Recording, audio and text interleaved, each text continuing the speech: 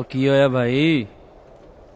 कुछ नहीं सर जी, बस माँ की याद आ रही है। और छोटे, याद तो मुझे भी आती है, लेकिन ये धरती भी तो अपनी माँ है। दिवाली गए कितने दिन हो गए?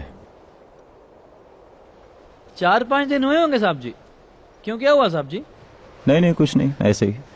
बेटे का अपने हाथों लिखा खत आया था। कह रहा था कि पापा, इस दिवाली बम दुश्मन के साथ नहीं, हमारे साथ फोड़ना। बड़ा ही स्वीट है जी। हाँ। देखो, रब ने चाहा तो अगली दिवाली घर पर ही मनाएंगे।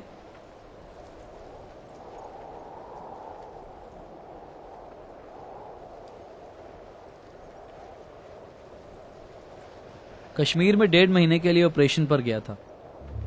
लौट कर आया तो मालूम पड़ा कि मेरे बेबे मर चुकी थी। तब से मैं इसी माँ की सेवा कर रहा हूं। तेरी तो फिर भी 2 माएं हैं। रो मत, खुश रह। तू फौजी है और फौजी कभी रोता नहीं है। बस यही सोच,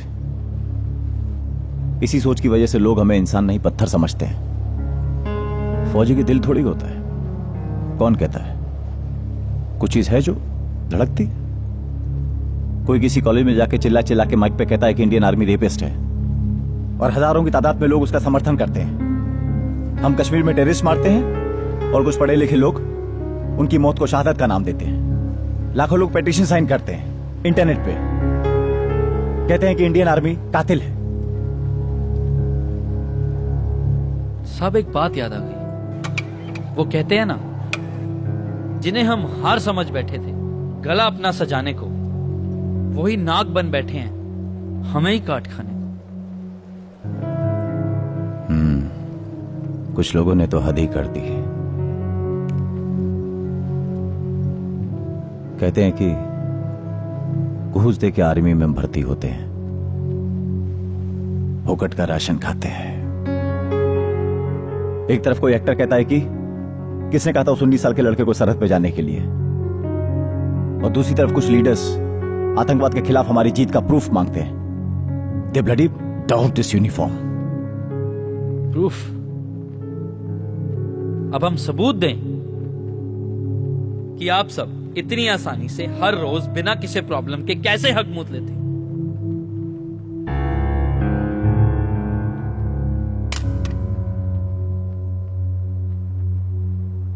किसके लिए हम यहाँ खड़े हैं?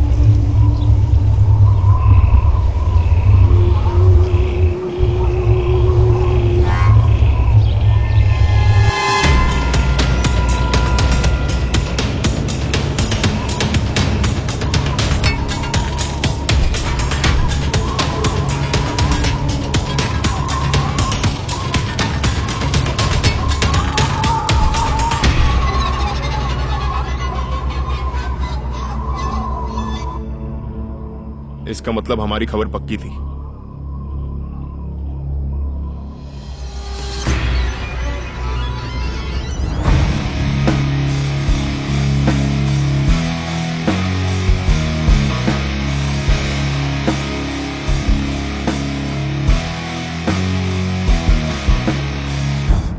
वीर जी, सरहद वाली माँ हो या घर वाली माँ, किसी एक माँ को तो बलिदान देना ही पड़ता है।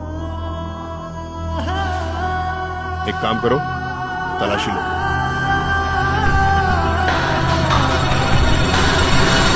भारत माता की